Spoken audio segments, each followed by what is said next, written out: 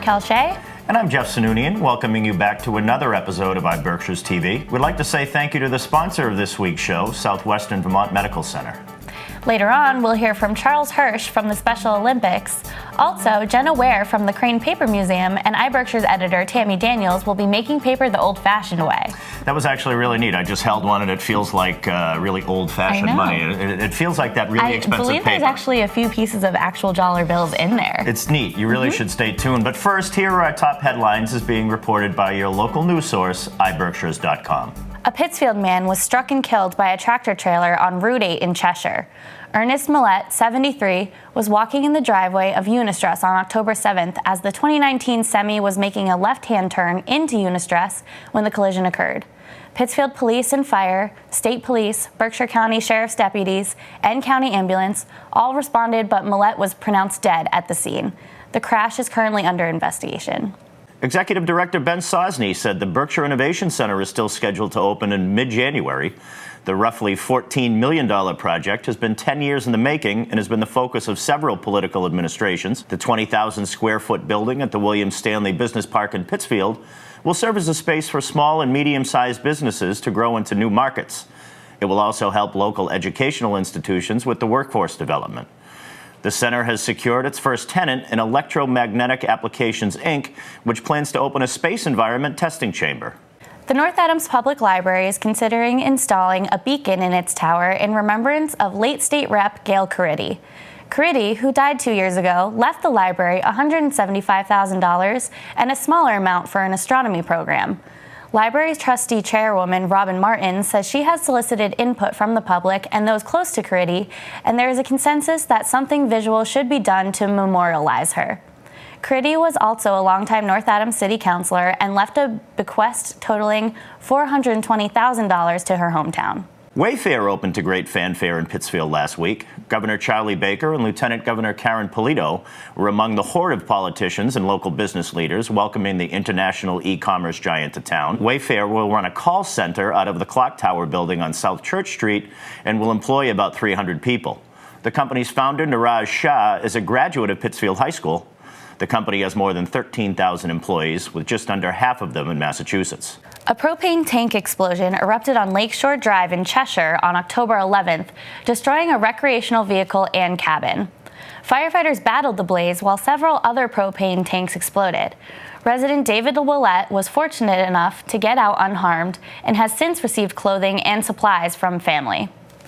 Cheshire Fire Chief Thomas Francesconi, as well as the State Police Fire Investigative Unit, found that the fire appeared to be, quote, the result of a mechanical malfunction. The Pittsfield Economic Development Authority voted to support a proposed marijuana growing facility in the William Stanley Business Park. Berkshire Kind intends to build a 20,000-foot structure across the street from the Berkshire Innovation Center. According to the owners, it's expected to cost about $3 million.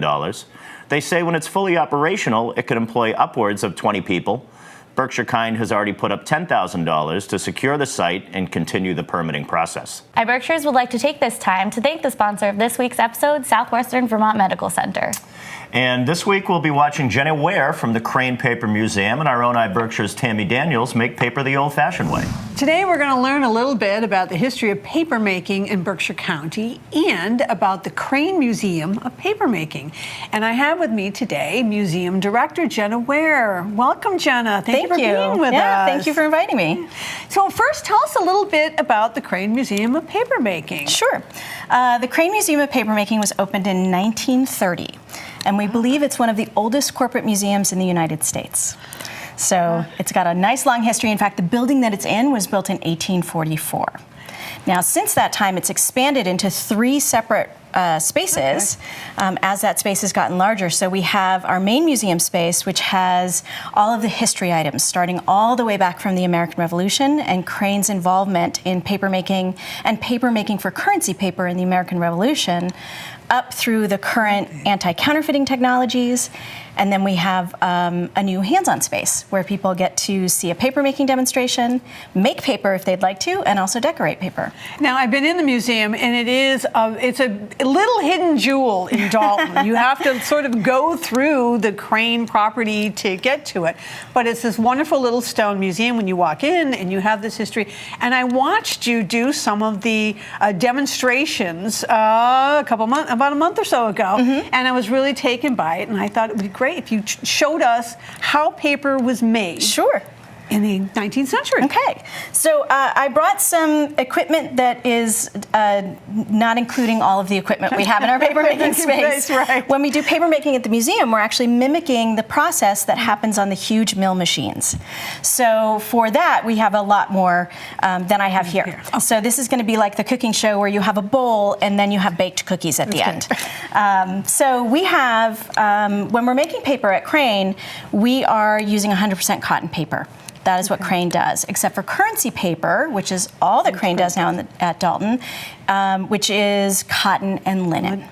But for our paper-making purposes, we're using shredded stationery. So we literally just use an office shredder, shred up some stationery. Okay. You'll notice that this has little bits of paint and such on it. Yeah. That's from that art project that you saw when you were at the museum. Oh, okay. So if people don't take their souvenir with them, we actually recycle it by shredding it up and using it to make paper.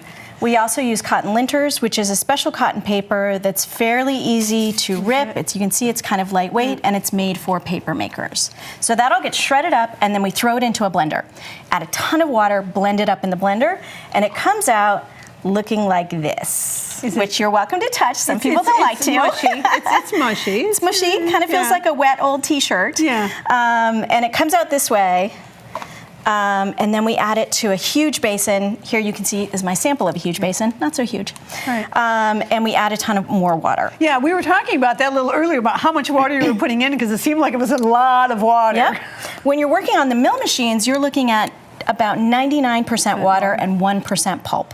Wow. When we're doing it handmade, we have maybe 97% water, maybe 3% pulp. But it is essentially making paper. It's the practice of taking that paper or that pulp, adding a ton of water to it, letting it resettle those fibers on itself, and then removing all that water. So that's the process. So first we have our pulp. I've got a little screen here, and it's got a little screen inside. Now the screen inside is what makes it much easier to get this out. When people were making paper in the 1800s, which is when the mill opened in Dalton, they actually were working on this side of the screen. They'd have a frame around the edge. All the pulp would settle in the middle. You'd pull off the frame, and then there's this very delicate process of trying to get the paper off. So this is much easier. This makes our life much easier. Yeah. All right, so I'm just going to scoop it in here, and I'm going to give it a little shake, which lets the fibers settle. So let me see. So here's our water with our little bit of pulp. You will notice some flecks of green. That is just little shreds of currency, since currency paper is what we make at Crane. So I'm just going to dip in and then give it a little shake. And you can see how those fibers suddenly start to settle. Looks a little less lumpy. Yes. Yep. And that first process for removing water that happens on the machine and when you're doing by hand is just gravity. You're just letting the water drip out, and that removes a bunch of the water to begin with. Now the second step, which I did not bring the equipment for, is actually using a wet vac, because the second step is suction. Oh, yes, I saw you were using it, yes, yeah. You vacuum all the water out of this, and it ends up, here we go, magical vacuum, like this. So this is how it looks, how this will look once you have suctioned out that next phase of removing water. Now, once we get to this point, what we're gonna do, and let me move this out of the way so you can see. When we get to this point, we are doing what's called couching, which is where you remove the screen and remove the paper from the screen. So here we go. The screen's coming out. Oh, okay. Makes it a little easier. Put it right on the felt, and on the machines they have these belts of felt, and it goes through a wringer to squish out that water.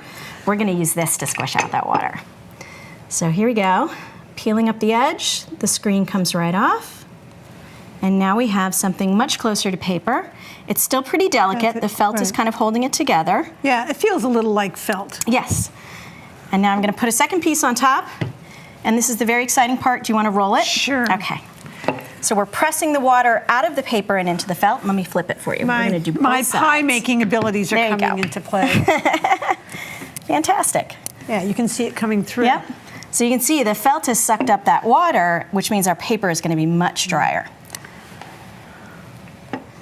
So now we are much, much closer to paper. So if we were to each pull an end, it would rip apart. It's not strong enough to hold itself together, but it's kind of like you jumped in a lake with stationery in your pocket by accident. Or like washed your dollar bills. That's right. Although the dollar bills are even stronger than this. For U.S. currency paper, it has to withstand 4,000 folds, which is fold one way, fold back the other way. Wow. Currency paper, handmade paper, can withstand maybe 10 or 15. So it's not quite as strong. Now our next step when we're making paper on the machines and in our hands-on space at the museum is a heat dry. Okay. Now for our hands-on space, we use an old photo dryer. So you put it down on the photo dryer, it takes about 10 minutes to dry. When you're doing it at home, you can actually use an iron. I did not bring an iron today. I thought we didn't need to experiment with that, but I did bring the final sheet of paper that I dried yesterday. So this is an example of what it looks like after it goes through the dryer. So you have just... And it's a heavy paper. Yep.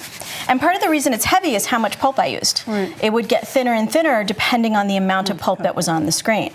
You'll also notice it's got a little bit of texture to it from that screen that we used, which you can, control by the type of screen that you use. But this is your then handmade paper, and these are little bits of shredded U.S. currency. Which we get from the Federal Reserve. Yes. Right. We don't shred it ourselves. That would be illegal. Yes. So how long have you been at the museum now? I started last spring. Okay. So I am the newest person at the museum. All of the docents at the museum, all of our tour guides are Crane retirees. So they spent years at Crane and then have retired and then come back to work at the museum. Charlie, who's been there the longest, worked in the mills for 42 years and has been in the museum for 23. Wow. So I'm the newbie. Newbie.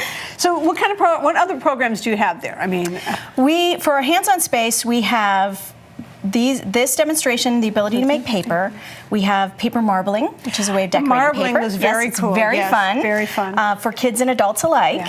Yeah. And then everyone who comes to the museum gets a tour, unless they don't wish to participate. But everyone who walks in the door, they're greeted by the docents. They're brought into whatever tour is happening, or we're starting a new tour. They get the history of the museum. They get a talk on anti-counterfeiting technologies. Since many of us don't actually know how to tell if that 20, 50, or 100 in our pocket is real or counterfeit, you can learn that when you're at the museum. And then, you move on to our hands-on space. Of course, right through the gift shop. And through the gift shop, yes, there are Crane products in the gift shop. There are Crane products and a lot of fun currency items in the gift shop. And how long has Crane been around? Crane in Dalton was founded in 1801. So. The Crane family history of papermaking goes back to near Boston in 1770. Zenas Crane's uncle, Zenas Crane started the Dalton mill. Right. His uncle purchased the first paper mill in Massachusetts with two partners. They purchased that in 1770. So that's 2 years after the British occupation of Boston. And 2 months after the Boston Massacre. And they named that mill the Liberty Mill. So we are going way back, and historically, this has been a part of the Berkshires for more than 200 years now. And you can go and see how it's made at the museum. The museum is open from now until the end of October. We're open Monday through Friday from 1 to 5. Saturdays from 10 to 2. Okay. During the winter season, we drop down to Tuesday to Thursday, 1 to 5. Okay. What I really recommend is that people look at our website. It's cranemuseum.org, and we update our hours all the time. Okay. So if you're concerned about a weather closure, you can find it there. If you want to know that we're going to be open for a special day during the holidays, December 27th, then you can find that information there. That's a great place to look, so that you can always see as our schedule changes season to season when we're open. And when you can come visit us. Okay, so find this little museum in Dalton. It's a lot of fun, and there's a lot of history in it. And thank you so much, Jenna, for coming and showing us how to do this. Thank you. Thanks very much for inviting me. It was a pleasure. Okay. Thanks, Tammy, and thanks, Jenna, from the Crane Paper Museum. That was awesome. And one of these days, I'm going to find myself at the museum, I believe. Great, yeah, definitely. Jeff, you also got the opportunity to sit down with Charles Hirsch of the Special Olympics, correct? I did. I went to a recent event in North Adams that has to do with the law enforcement torch run, which is a huge fundraiser for the Special Olympics, and he'll come by to talk about everything about it. Greetings, Berkshire County. Thank you for joining us. I'm here today, in case you can't tell by his shirt, with Charles Hirsch. And you're developing. Give me your title exactly for the Special Olympics. Sure. So I'm the Director of Development for Brand and Marketing. Basically, I'm the brand marketing communications guy for the state. I've come to know, I think it was 2 Saturdays ago I covered the Humvee push, what we're going to get to. Yeah. But I've come, the research I've been doing for the interview and to cover that story, I've come to learn so much more about the Special Olympics, and it's really opened my eyes. So Charles, thanks for joining us. Absolutely. And I wanted to have you guys in. I heard about the torch run a long time ago. This is the law enforcement torch run, and it's the biggest fundraiser, I believe. Is it nationwide? Yeah, so the law enforcement torch run, it got its name because it started as a torch run. It was police officers running the Special Olympics torch, the Flame of Hope. And what it's turned into is the largest awareness building and fundraising partnership for Special Olympics worldwide.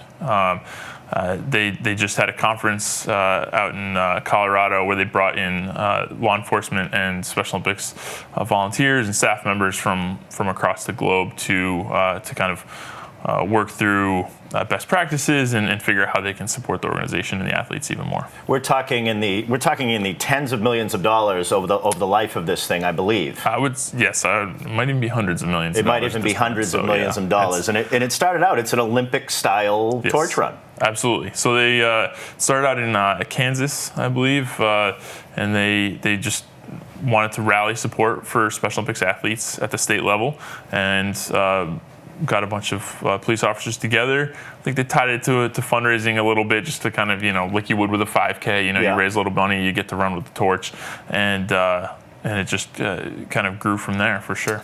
Now, a couple Saturdays ago, the law enforcement torch run is now sort of an umbrella in a way of fundraising, if I'm saying that right. So last weekend there was a Humvee, probably a 6,000-pound Humvee in the parking lot of Walmart. And there were teams of 5 people that had to push it. I think it was a total of 80 yards up and back. They raised a couple of $1,000s in the matter of a couple hours for the Special Olympics. Talk some about, and this was run by the sheriff's office, by the way. Jacob Gaylord was involved. John Bassey from right here in Pittsfield Police. Your colleague Stephanie Esposito was there. That's right. It was an incredible event. A bunch of people from the sheriff's office ended up winning. Talk about the Humvee push. It was the first one they had in North Adams, but they have it right here in Pittsfield, and they have it all over. Yeah, so the Humvee push is kind of, as you mentioned, the torch run is kind of this umbrella, and then within torch run, there are a number of kind of themed fundraising events that they do, and either pushing or pulling vehicles sees to be a pretty popular one. The best we could come up with. We watched the World's Strongest Man competition, and this is where we are. That's right. So the Humvee push is a great addition to the Berkshires. The folks up in North Adams put on a great event. It was their first time, and so with those events, you never know. It's brand new. It's a Humvee push. What is that? Do I have to get friends? It's not just like your normal 5K. So the fact that they were able to raise over $2,500 in their first attempt is something we're thrilled with, and really thankful to the folks involved. It was great. I know I'm definitely going to have a team next year, and I know it was, I don't want to call it last minute, but to raise the amount of money that they did for the first time they did it in North County was incredible. Yeah, absolutely. And locally, again, Wauconah Regional High School, right up the road here, they were recognized nationally for their work with Special Olympics. Talk about that process with Wauconah specifically, but if other schools wanted to get involved. Yeah, absolutely. So Special Olympics is... we're nothing if not community-based. I know a lot of people know about some of our more marquee events, obviously international, national level events, but we here at the state level focus on every community every day, and a big part of that is through the schools. And we've got an amazing relationship with high schools and middle schools and elementary schools across the state. At the high school level, we get heavily involved with unified sports, and that's bringing athletes with and without disabilities together. They compete on the same field at the same time together on the same team. And here in Massachusetts, we're tied in with the MIAA. So Unified Track actually has a MIAA state championship level meet each year. We also are doing unified basketball interscholastically. So that's kind of the entry point. And then what Wauconah and other schools like them have done is taking it to the next level and become what we call unified champion schools. What that is it brings three components together. They have the unified sports, so Special Olympics, we're a sports organization, so it's got to start with sports. And then they've taken that next step and brought inclusion into the school through unified inclusive youth leadership. And so there are leaders with and without disabilities in the school driving change, and they drive that change through whole school engagement opportunities. And so some will take on what we call an R-word campaign. It's to eliminate the use of the word retarded in high schools and in communities as a kind of demeaning term. Yeah. And so they kind of bring the awareness to the rest of their school. And so by hitting all three of those boxes, they become a unified champion school. What Wauconah and 15 other schools across the state have done in the last year is taken that to the next level to be recognized nationally as what we call a unified champion school, national banner school. I mean, we could make these names a little longer. I'd be happy. But it's a really great honor. We're excited that Wauconah has taken the steps to meet those criteria, and honestly, I think Wauconah has kind of done it really quickly. Their involvement started a couple of years ago, and they have taken it on, the best that we've seen. So that's right here in Berkshire County. Good for Wauconah, and that steps up the challenge for the other high schools that might want to get involved. And the more that they can reach that level, Special Olympics is going to advance. And speaking of, and I said this to your colleague Stephanie when she was out here, I was under the impression that because it's the Special Olympics and it's an incredible program, that the government just wrote you some gigantic check. Yeah. Like a golf tournament check to handle all your events. And subsequently, the people I've talked to used to think the same thing. They must get a huge stipend from the government. Yeah. That's absolutely not true. That is absolutely not true. Now, we do apply for and receive some government grants, and actually the schools program is one of those things. You might have seen it in the news back in early spring. There was some debate about the government's involvement in our programming. But for the most part, it is the funds are raised here locally through individual donations, whether it's through fundraisers that the Law Enforcement Torch Run are putting on, or just individual gifts through the Special Olympics programs, or corporate partnerships. We've got a lot of great corporate partnerships across the state, small businesses, large organizations, and then obviously some grants from funding agencies and things like that. But it's all raised here in the state for the athletes of the state.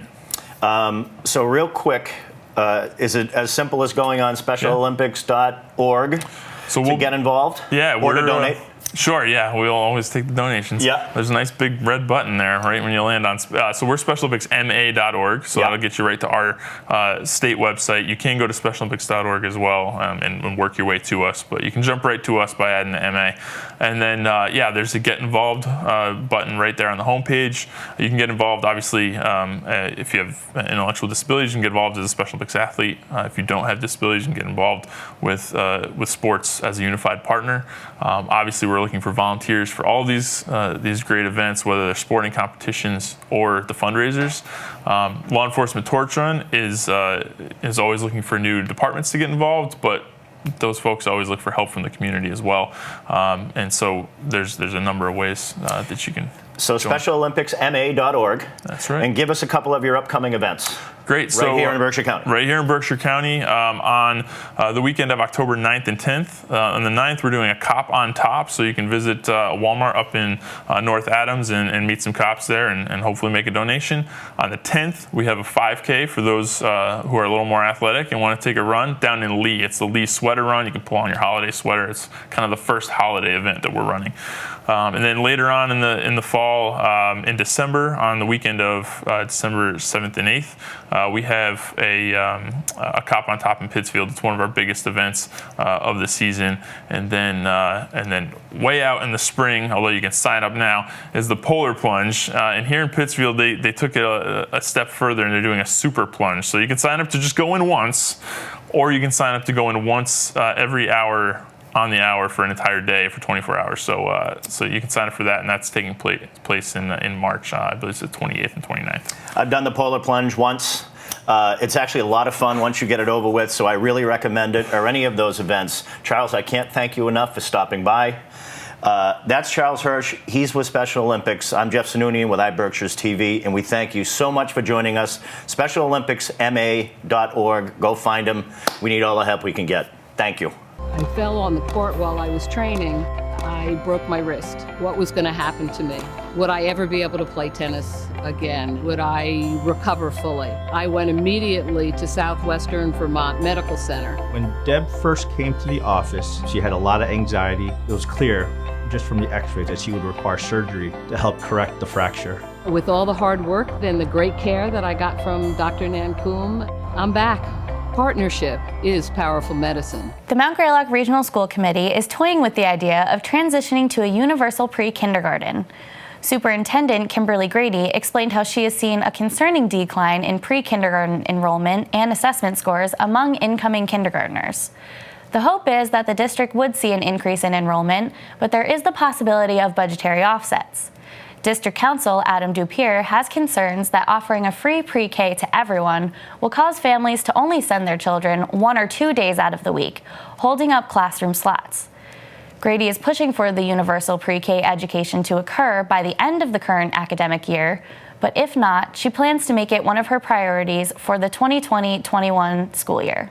In other business at the Mount Greylock meeting, the committee approved an expenditure of up to $125,000 from the Williams Elementary School building endowment to address the heating system, including a needed replacement of the glycol that runs through the pipes at the school. The district's director of buildings and grounds told the committee that the liquid was bad and that failure to replace it before turning up the heat this fall could result in, quote, dire consequences, including school closures. Lanesboro Elementary had the same problem, and repairs were made to both schools. For the first time since it was established as the summer home of the Boston Symphony Orchestra, Tanglewood will be holding programming during the fall, winter, and spring. This change is enabled by the development of Tanglewood's new Lind Center for Music and Learning, which opened this past summer. The new center will hold a variety of performances and multidisciplinary activities, as well as act as an event space for weddings, conferences, performances, and concerts. The Berkshire Food Project will host its annual free Thanksgiving dinner for the community on Monday, November 25th. The Food Project operates out of the First Congressional Church in North Adams and serves a free lunch every weekday of the year. The Thanksgiving meal will be served on a first-come, first-served basis in 2 seatings, from 1 to 2 p.m. and from 4 to 6. For more information, visit BerkshireFoodProject.org. Thank you to our viewers for your support of iBerkshiresTV, as well as to our special guests for stopping by. We'd again like to say a huge thank you to Southwestern Vermont Medical Center for being our sponsor of this week's show. It is October, which means Halloween. Halloween is right around the corner. You had an idea. I had an idea for our audience to send in your best Halloween photos that may be featured on our next episode of iBerkshiresTV. Even if it's a little, I had some embarrassing costumes as a kid. If it's a little embarrassing, it's okay. Or if you've decorated your house like crazy, send it in on our Facebook page. We want to see it. We want to see it. I hope you have a great and safe Halloween. Most towns I know are doing all their Halloween right on October 31st, somewhere from like 5 to 7. And tune into our next episode for the times that you can go trick-or-treating for Halloween, because we will be including those. We will be, and thank you very much for tuning in to iBerkshiresTV. Please join us again on our next episode of iBerkshiresTV for your local news, interviews, and more.